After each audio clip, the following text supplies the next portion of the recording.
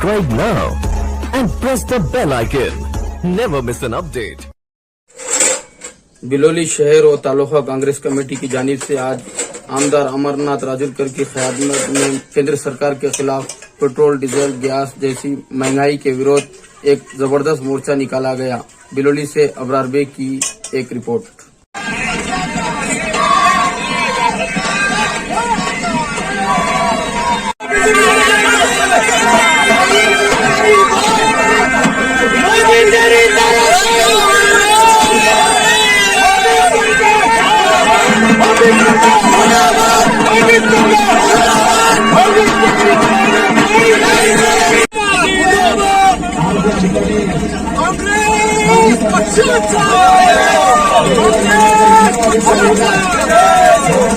सर्वप्रथम होता नांदेड जिल्ह्यातील 16 तालुक्यामध्ये हा मोर्चा झाला पाहिजे। मित्रांनो, सर्वप्रथम मी बिलोलीकरांचे अभिनंदन करतो।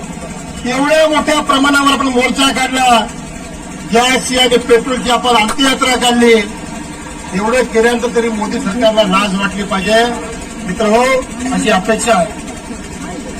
आज पेट्रोल कुठे 115, कुठे 112, कुठे 113 रुपये झाले आहे।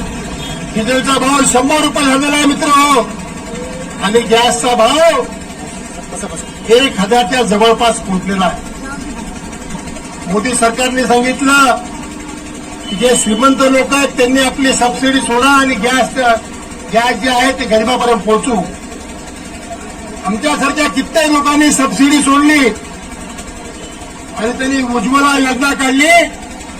उज्ज्वला योजनेमध्ये पहिला गॅस फ्री दिला आणि नंतरचा गॅस 1000 रुपयाला।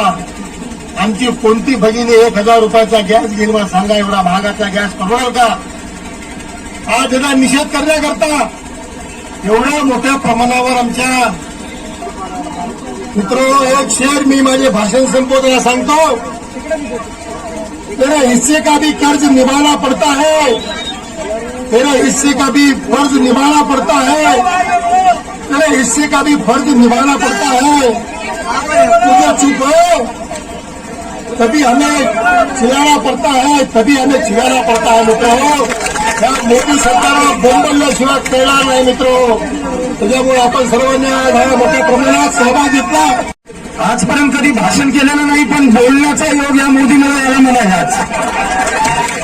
धन्यवाद। खास करून निषेध मोर्चासाठी आलेले आमचे नेते अमरभाऊ राजूरकर मित्रो, 4 शब्दामध्येच बोलतो। केंद्रातील मोदी सरकार गेल्या 6 महिन्यामध्ये 70 वेळेस पेट्रोलचे दरवाढ केले आहेत। 70 वेळेस या काँग्रेसच्या सरकारमध्ये कधीच आजपर्यंत वाढ गेलेली नव्हती। पेट्रोल 100 केलेले आहे, डिझेलचा भाव 100च्या जवळ आलेला आहे, आणि कोणतीतरी मागे घर घर में गॅस म्हणून पैठाने हे गरीब जनता 1000 रुपयाला कुठून गॅस येईल? आज कधी न बनवता या महिला इथं आलेल्या आहेत। 200-300 रुपये मजुरी करायला जाणाऱ्या महिला आज मोदी तुझ्यामुळे तरी यावं लागलेलं आहे। या महिलांना जरा थोडी तरी लाज वाटू द्या या सरकारला।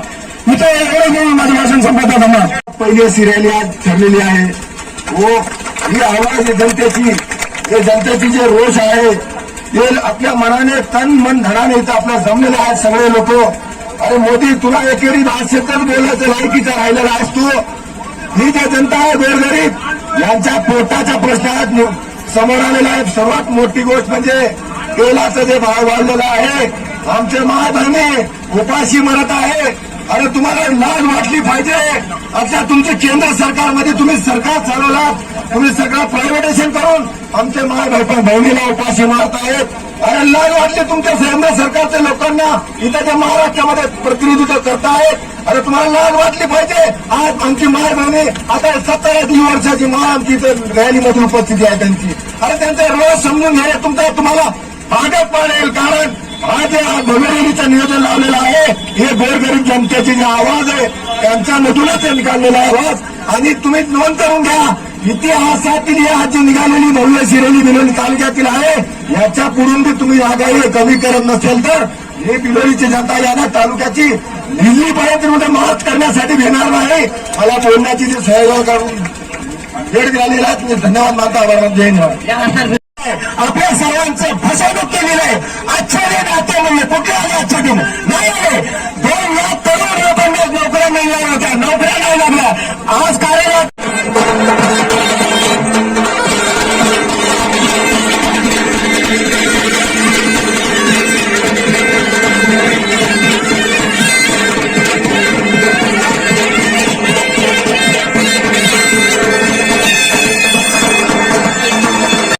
Subscribe now and press the bell icon. Never miss an update.